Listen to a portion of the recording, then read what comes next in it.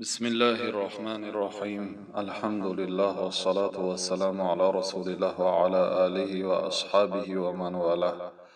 اما بعد، توحید و دعوت کردن به توحید وظیفه اساسی و اولین درجه تمام پیامبران و رسولان است، بلکه مقصد اساسی از فرستانیدن پیغمبرها این برای آنکه آنها مردم را دعوت به سوی توحید بکنند. الله تعالی در سوره نحل می فرماید: ولقد بعثنا في كل أمة رسولا أن اعبدوا الله واجتنبوا الطاغوت. ما در حقیقت به هر یک امت پیغمبر فرستانیدیم، رسول فرستانیدیم.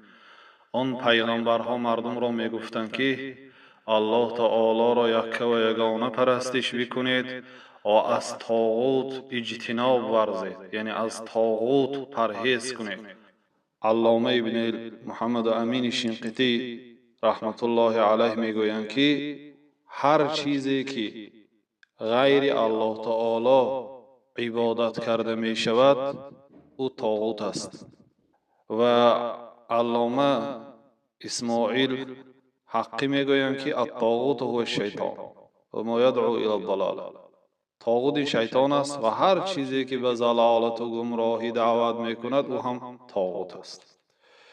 در این آیت الله سبحانه و تعالی وظیفه پیغمبرها را عامتا بیان کرد که آنها مردم را به یک و یگانه پرستش الله تعالی دعوت می کردند و از شریک ورزیدن، از شریک دانستن کسی به الله تعالی مردم را منع می کردند.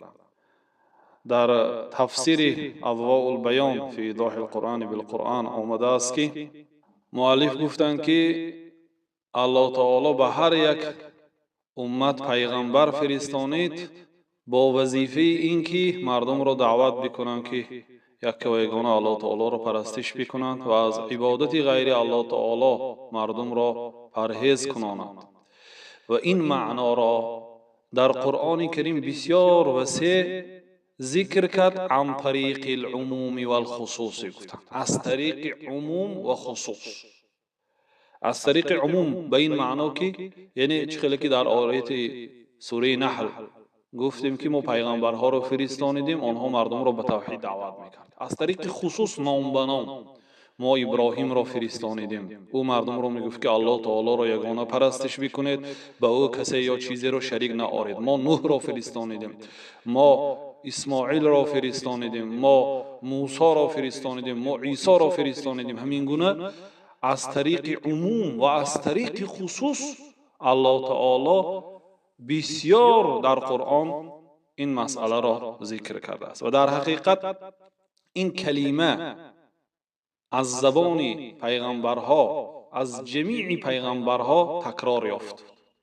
یعنی همچون قاعده عام در دعوت پیغمبرها الله سبحانه و تعالی در سوره انبیا نیز در آیت 25 ذکر کرد: و ما ارسلنا من قبلك من رسول الا نوحی الیه انه لا اله الا انا فاعبدون.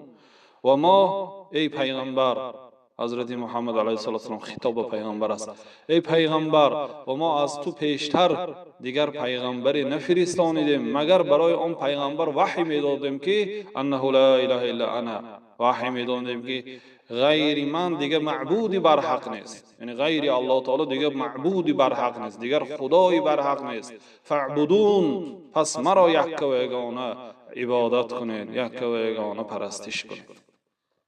بنابراین در تیسیر کریم الرحمن عبدالرحمن سعدی رحمت الله علیه گفتند که فکل الرسل الذين من قبلك مع کتبهم، تمام پیغمبرایی که پیش از پیغمبر صلی الله علیه وسلم با همراهی کتابهایشان فرستانیده شدند، خلاصه رسالت آنها و اصل رساله آنها، مقصود اساسی از فرستانیدن آنها این امر کردن مردم به عبادت یک و یگانه الله تعالی و به الله تعالی چیزی و کسی را شریک نآوردن. انا همین مقصد اساسی بود. این برادران عزیز دلالت بر فضیلت توحید میکند که 124,000 پیغمبر، 315 رسول، همه آنها با مقصد دعوت کردن مردم به سوی یگانه الله آمدند و با نهی از شرک آمدند. مقصود رسالت همه آنها یگانه بود و این دلالت به فضیلت توحید میکند. سبحانك اللهم و بحمدک، اشهد ان لا اله الا انت، استغفرك و اتوب الیک.